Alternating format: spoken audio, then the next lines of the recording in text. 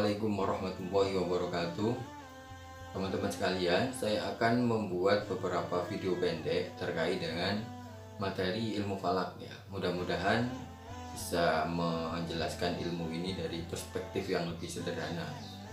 Kalau kita membaca surat Yasin ayat 38 sampai ayat 40, ini ayat sudah sangat sering kita baca, tapi mungkin jarang kita selami maknanya ya. Nah, ayat ini menjelaskan tentang gambaran ilmu falak atau ilmu astronomi yang kita pelajari. A'udzubillahi minasyaitonirrajim. Wasyamsu tajri limustaqarrin laha dzalika taqdirul azizil alim. Bahwasanya matahari itu berjalan menurut garis edarnya. Demikianlah ketetapan Allah yang Maha Perkasa lagi mengetahui. Matahari berjalan ya, ini kalau kita pahami sepintas mungkin kok aneh ya, matahari yang berjalan, padahal kenyataannya kan bumi yang berputar. Nah, akan tetapi kalau kita lihat secara lebih luas dari perspektif ilmu falak, ternyata matahari atau tata surya yang berpusat pada matahari yang punya banyak planet itu ternyata hanyalah sebagian kecil dari alam semesta raya. Kalau kita lihat, ternyata tata surya ini hanya sedikit saja dari kebesaran alam semesta ini ya, yang kalau kita refleksikan sebenarnya betapa agungnya ya sang pencipta ini yang bisa menciptakan alam semesta raya yang luar biasa ini, dan sebaliknya betapa kecilnya kita ya, ciptaannya ini. Kita dibanding bumi saja itu sangat kecil, apalagi dibandingkan dengan tata surya, dibandingkan dengan semesta raya yang sangat luas ini. Nah, kemudian di dalam ayat berikutnya, wal qamara qaddarnahu manazila hatta ada kalurjinil qadim, bahwasanya bulan itu juga sudah diciptakan ya, manzilah-manzilahnya, diciptakan posisi-posisinya dari bulan Tabit, kemudian bulan purnama, kemudian sampai menjadi tandan yang tua, yang kering ya, yang melengkung, sampai nanti jadi bulan mati, kemudian berulang lagi. Nah, ini menjadi sarana untuk penetapan awal bulan di dalam kalender Komariah atau kalender Hijriah. Kemudian la syamsu yanbaghi laha an tudrikal qamara wa lal-lailu sabiqun nahar wa kullun fi falaki yasbahun. Tidak mungkin matahari mendahului bulan, atau tidak mungkin si malam mendahului siang. Semuanya sudah berjalan menurut garis edarnya. Wa kullum fi falaki yasbahun. Nah, kata-kata falak atau orbit ini atau garis edar ini menjadi kata yang diambil untuk disiplin ilmu falak ya. Falak pakai kaf ya, bukan pakai kof. Ada di dalam ayat lain kullum fi falaki yasbahun yang hampir sama, tidak ada wawunya. Itu di dalam surat Al-Anbiya ayat 33.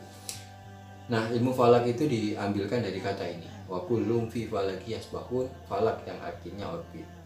Nah, teman-teman sekalian, di dalam kajian ilmu falak ini pada umumnya kita hanya belajar 3 hal ya. Tidak semua aspek astronomi kita pelajari, atau tidak semua aspek di dalam ilmu falak kita pelajari, tapi hanya 3 hal. Yang pertama, nanti kita belajar tentang penentuan arah kiblat. Ya, benda langit yang akan kita amati cuma satu, nanti bumi. Jadi lebih sederhana di dalam penetapan atau penentuan dan pengukuran arah kiblat ini. Nanti akan kita bahas beberapa teknik yang sederhana, tidak harus pakai hitung-hitungan yang ribet ya.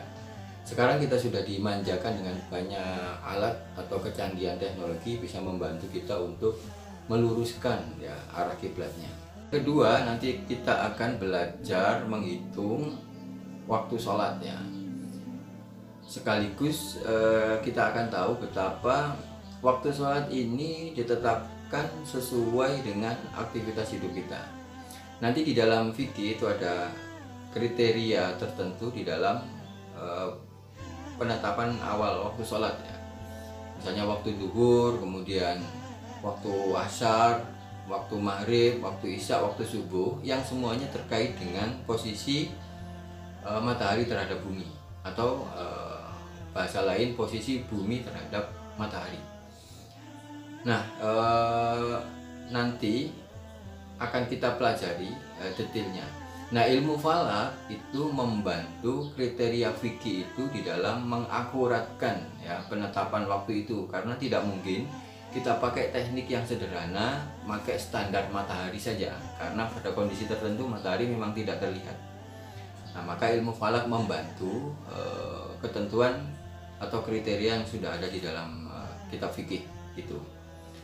Nah, yang ketiga nanti kita belajar terkait dengan penetapan awal bulan dalam kalender Qamariyah atau Hijriyah, yang terkait dengan ayat di dalam surat Yasin ayat 39 tadi. Wal qamaru qaddarnahu manazila hatta 'ada kal urjunil qadim.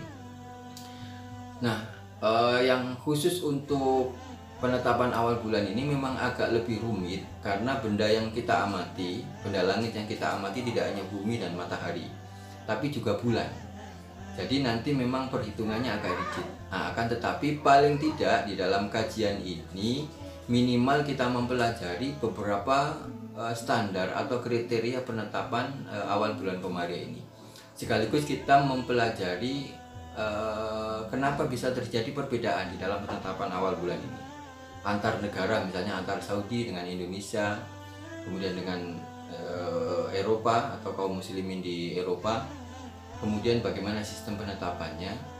Kemudian juga kita akan mempelajari ya perbedaan juga ada di kalangan umat Islam Indonesia ya, antar ormas, antar NU, antar dengan Muhammadiyah atau dengan organisasi-organisasi tarekat. Kenapa bisa berbeda? Kriteria apa yang bisa dipakai? Nah, paling tidak dengan mengetahui perbedaan itu kita tidak gampang kaget ya menyikapi perbedaan itu. Sekaligus kita nanti bisa memilih ya, kita memilih yang mana yang kemudian akan kita yakini dan kita amalkan. Karena ini berkaitan dengan ibadah mahdhah atau ibadah wajib yang memang harus kita lakukan sesuai dengan apa yang kita yakini. Insya Allah akan kita pelajari secara detail 3 hal tadi dengan perspektif yang insya Allah akan lebih sederhana. Wassalamualaikum warahmatullahi wabarakatuh.